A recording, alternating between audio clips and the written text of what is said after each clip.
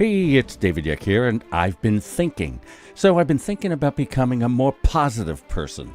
So who better to help me than Shawn Anderson, creator of Going the Extra Mile America. Now, this is a guy who's walked across Italy, Japan, Spain, and America, sharing his challenges and solutions. So that's what we'll yak about today.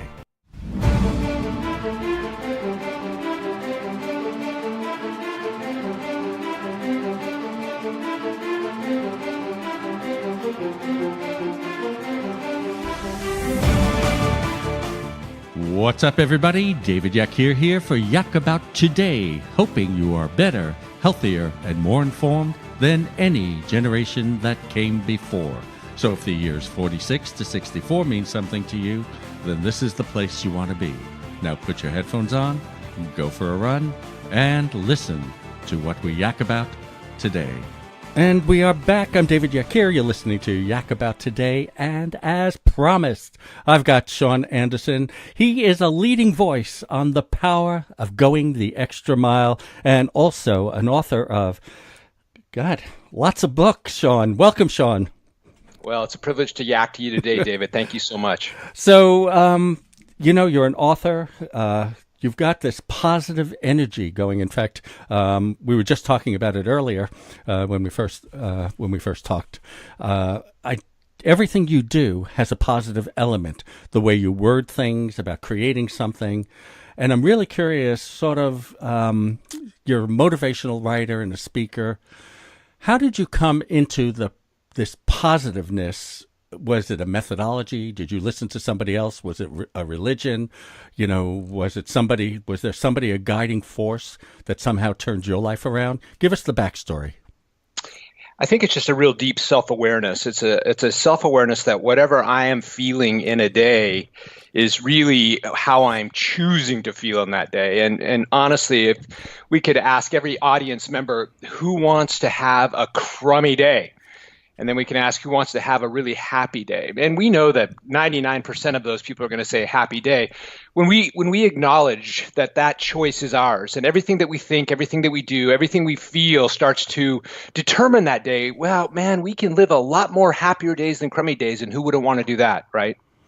Right. So are you saying, so let's say I wake up this morning and things aren't quite going right and a little down, not depressed, just a little down.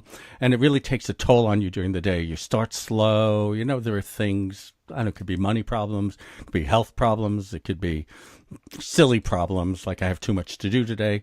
Are you saying that, okay, you look at that and then you decide what you want your day to look like and sort of figure out how to move into that space? Well, let me even take it one step deeper, because if we wake up in the morning and we say, okay, what do I have to do today? What does my day look like? Chances are our brain is going to pop in a whole bunch of real negative stuff. Oh man, I got to go grocery shopping. I forgot to get the eggs. Oh, I've got to get my car tuned up. That meeting at work, that interview, I'm not looking forward to that. So if we ask those questions early, what do I have to do today? Chances are we're going to have a crummier day. So let me offer 3 suggestions of morning questions that you can start with. And these are the questions that I really start with every morning. First question I ask myself, man, what am I excited about today? What am I excited about today? I find that one thing that excites me, because all of a sudden then it sets a whole different adrenaline flow through me. What am I excited about today? Number 2, I ask myself is, who could I serve today? Wow, who can I serve today? Who needs a dose of encouragement, empowerment, inspiration? Who can I reach out to and make feel better? Because immediately what I'm doing by doing that, David, is I'm taking the focus off myself, putting it on someone else. And chances are when we do that, we feel better about us. Third question that I would ask myself, and I encourage people to do, is, man, what am I grateful for today? What am I grateful for today? It's because when we carry that attitude of gratitude throughout our day, the little bumps in the road, they don't stop us as much, and we can get on with our day. So what am I excited about? Who can I serve? What am I grateful for? Man, if you want to change your morning mojo, start with those 3 questions right there. It's so interesting. You just reminded me of something. I think that when I was very small, it was a big thing when your grandmother used to come to you and she would say something simple. You'd be a little down and she would say, if you've got your health, you've got everything. And this seems to be an extension of other ways of thinking like that. Yeah, I think your grandma was wise. She broke it down into the simple and she reminded you that you got something really special going on in your life. So quit looking at the bad stuff. I mean, that's what she was saying right there.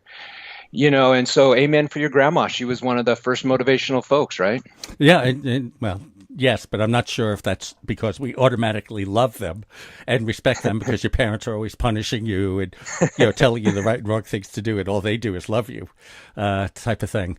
But yeah, it was great. You know what I really wanted, what I was really interested in, and I'm just so curious about the whole concept of the extra mile.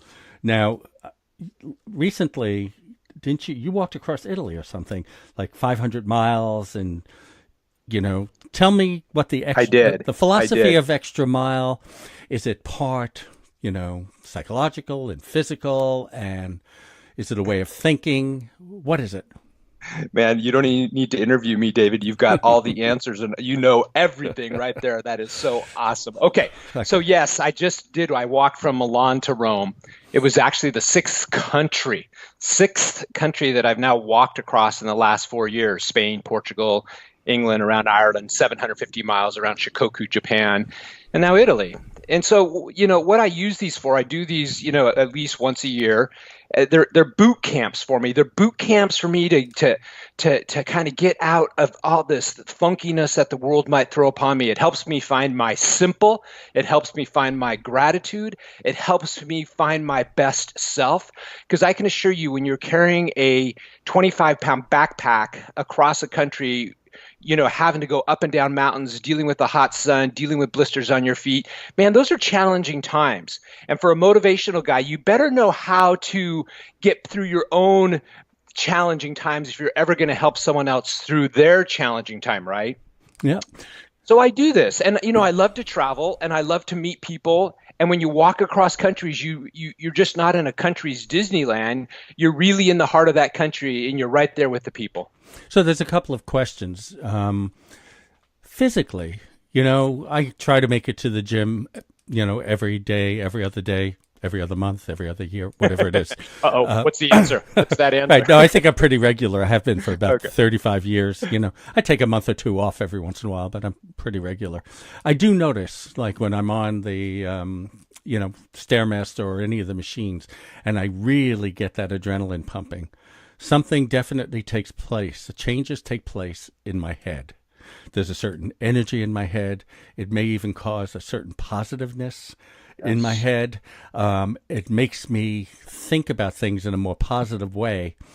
And that must be chemical reactions, which is why the walking the extra mile on that part of it, and of course I'll get to the people part of it in a minute, that part must be truly amazing what happens to your body, and as your body gets more physically fit also, and you get stronger and you walk better and things change that add a positiveness to everything you're doing. So I guess that's part of the extra mile.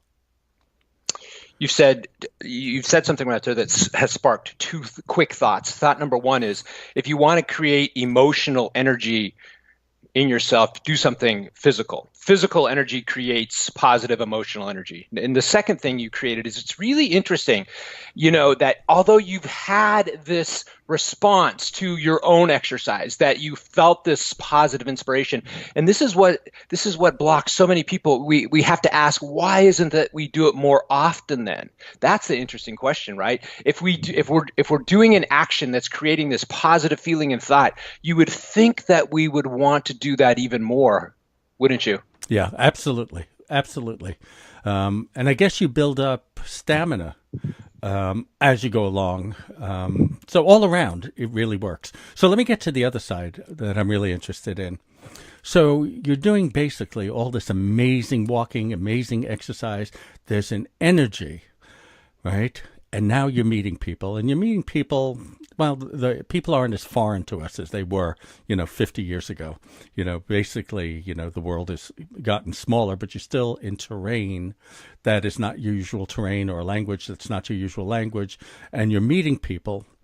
And are the interactions I want to ask this the right way, because if I say it wrong, it's going to come out wrong. Are your interactions mostly about you sharing positiveness with people, or are you interacting with people and getting energy from them by talking to them, by understanding them? You know what I mean? You know what I'm trying to say here is Yeah. what are the interactions with the people that you're meeting on these long, walks? Each of the countries almost has a different connection. For example, when I was walking around Shikoku, Japan, 48 days, 750 miles, it was on a pilgrimage that runs through 88 Buddhist temples up and down the mountains into jungles, and it's very, very famous in Japan. And as you're walking this pilgrimage, you are called a henro, Henro, and you wear this white jacket. And I participated when wearing the white jacket, carrying the backpack, being identified as the henro. It was unbelievable that, and this is not an overstatement, that 2 or 3 times a day in Japan, people would come up to me as a henro and they would offer me gifts. They might not even speak English, but they would give me something. A woman who's going to a tough day's work on her bicycle stops, comes over to me, sees that I'm tired, offers me her lunch bag. A man comes out of a restaurant, sees that I'm a henro, and you could tell he's successful. He gives me the equivalent of a $50 bill because he wants to participate, and he appreciates so much that you are honoring their culture and their spirituality that you would do that. That's an example in Japan. When I was walking across Spain, this was my first country I'd ever walked across. After about day 4, I had started out so quickly that I really wounded my feet badly. I had lost toenails already, and I was sitting in this small town. It might have been less than 300 people. There was a little tiny store. The store owner comes out. She starts yelling at me in Spanish. I can't understand it. She can't speak English. I can't speak Spanish, and she's looking and pointing at my feet, and I'm going, oh my God, I know she's not too impressed with this right now. She goes back into her store. She comes out carrying, this is really interesting, she's carrying feminine women's products and a bunch of bandages. She takes off my shoes for me. She wraps my feet in these feminine women pads for cushion protection, wraps my feet. So this feeling of awesome love for this person, this total stranger in a country, because she wanted just to help someone in need. That's what I experience. We're going to be back with Shawn right after a break from our sponsor. I want to take a moment to talk to you about New Vision Eye Center. You know, for the last couple of years, they've been a sponsor of this show, and I couldn't be prouder. I've met so many people that have walked up to me and thanked me for recommending them. I hear all sorts of stories about how they've worked miracles. And as you know, I've been a patient of New Vision Eye Center for years. So when I say go see Dr. Minotti, Reinauer, Tate, and O'Brien, it's because I wouldn't trust my eyes to anyone else. And we are back. I'm David Yakir. You're listening to Yak About Today, and I've got the great and positive Shawn Anderson. And, we were talking about all this positiveness, walking around. Well, you're walking around the world, basically, Spain and Italy and Japan, and you've got all these exciting stories. When you're doing this, not everything's positive, and no matter, I'm guessing this may not be true of you, but I'm guessing there are mornings you woke up and go, I can't do this anymore. I'm tired, or my feet hurt, or psychologically I'm not there. And I think there's 2 questions coming out of that. One is, how do you change that? I mean, I think you answered it at the beginning of the show, but how do you overcome, the downside of everything you're doing? I mean, you do break down physically walking 500 miles, right? And things do get tedious, and maybe you're not in a great space. Is it harder than just waking up in your house, getting out of bed and going, I'm a little down, but I'll think positively, and this is my wish for today, or follow the 3 questions you asked earlier? Is it more difficult when you're on such an arduous journey? I think it is. And I'll tell you the reason why, because if I wake up in my bed tomorrow uninspired, I have I'm at least in my zone. I'm here that I have the tools available to me to help me get out of my funk. I'm in a more comfortable environment. When I most recently was walking across Italy, the first few days were brutal. They were brutal, nasty. And I'll say this because at this time, Europe was going through a major hot spell. And I just was walking through these flatlands where I had no shade.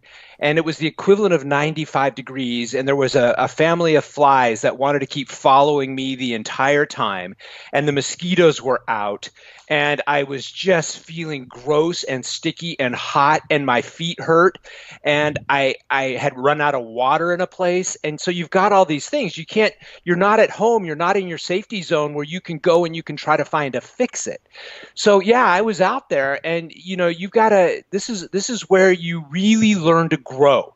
This is where you really have to become your best friend, and you have to start really understanding self-talk, because you don't have a whole lot of options out there. Man, if I want water, I keep going. If I've got sore feet and my joints hurt, I can't sit down right there on the road. There's no one around me. So oftentimes it's like life, man. When life punches you in the gut and knocks you to the knees, yeah, we can stay on the path and no one will ever find us and we can be miserable for the rest of our lives, or we can find that strength, that inner power to somehow get back up and keep going, man. Because isn't that what life's about, is finding the inspiration within yourself to keep going? And you do, obviously. Yeah. And I'm not I'm not sure how to what the next question is to that, but something is confounding me.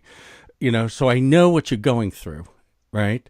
And you get up because you've done something to inspire you to get up, or do you get up like most of us would, is if I stay here, I'm going to die. I might as well take a walk. I mean, how do you pull out of it, or is it just a matter of survival? So, the just survive stupid. Yeah, I suppose that thoughts run through my mind a few times. But what I try to do is I try to tweak my thinking. Let me give you an example. Okay, I was in Spain, and I knew it was going to be a rainy day, and I wanted to beat the rain and get as many miles done as early as I could. I left before 5 a.m. Well, the cloud burst, and I was out in the middle of this field where this road, it was like clay mud. And when you combined just a downpour of water with this clay mud, every step that I took, my foot went down way above my ankle, and my feet were just like glodging in this mud, and I would pull it out and it would be so heavy. And I'm going, oh my God, my sneakers are just covered with mud. My shins covered with mud. I'm stuck in the mud. It's totally raining out here. What the HE double hockey stick are you doing, dude? And at that point, it was just like, I honestly go, you know what? I've never had this experience before. I've never done this. I've never done this, and I know I can get through this. I'm going to get through this, and it's going to be great because I'll always have this story. That right there, that interchange of my own personal thinking changed my attitude. I kept walking. 20 minutes later, thank God I get out of this muddy field. Thank God the rain stops pouring. And yet I look back and go, man, I just did that. I just did that. And when you do a whole bunch of just did that's in life, you start to live with some pretty awesome energy. So it takes a little practice sometimes to get to that space.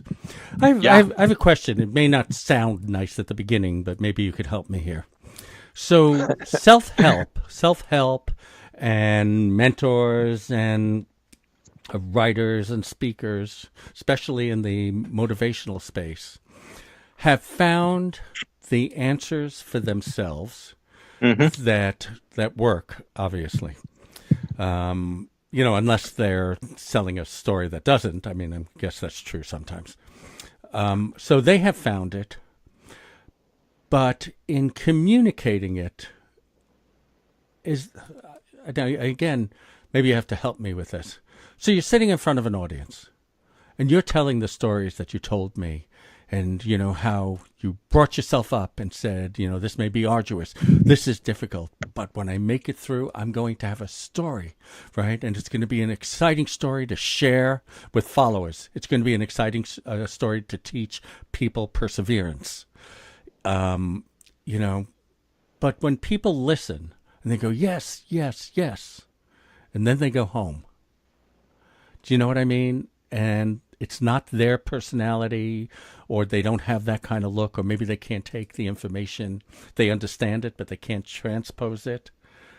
In other words, I'm listening to you, and I'm a pretty positive person. I mean, I have my negative days, and I get it. I get it. I know what exercise does for you, these exercises. And the more you do them, the better off you'll be able to pull them off. It's sort of, when you're having a panic attack, every doctor will say, okay, breathe in through your nose, hold it, blow out over 6 seconds, repeat, and it sort of has a physical calming and things like that. But how is it just the way you convey the information, and hopefully it will be in a way that people can implement it? Or what is your success rate, I think is what I'm asking when you talk to people. What do you think it is? Do people come back and say, wow, it changed my life? Well, let me first by saying I really appreciate your beautiful thought process and really trying to work through this. And it just shows me that you really understand and you really try to get it. Shows me a guy that's really works through these things, and maybe sometimes they work, maybe sometimes they don't. I operate initially by the general idea that as human beings, we all share commonalities. We share commonalities of wanting to create certain things in our life. We want to create the feeling of success. We want to create the feeling of happiness. We want to be healthy. We want to create the feeling of love. So these are universal concepts that really the vast majority of us really want to create in our lives. Knowing that, to try to provide tools for these people that show them how I got there, and hoping that the universality of us being human beings, that some will be able to take those tools and they'll be able to apply them to their lives, and they'll be able to create the result that they want. Shawn, unfortunately, we are out of time. I hope to have you back and continue our conversation. This is David Yak here, and you've been listening to Yak About Today. Take